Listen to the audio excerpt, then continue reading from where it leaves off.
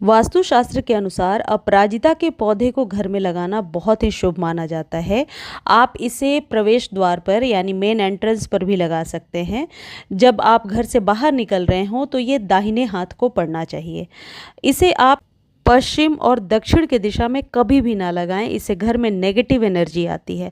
आप इसे अपने बालकनी में लगा सकते हैं, टेरेस पर लगा सकते। धूप इस पौधे के लिए ज़रूरी होता है, बिना धूप के ये पौधा ग्रो नहीं होता है।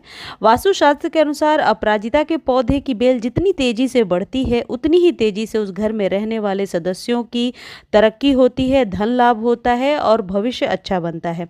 अब नीली अपराजिता शंकर जी का प्रिय फूल होता है, तो किसी भी मनोकामना की पूर्ति के लिए आप नीले अपराजिता को शंकर जी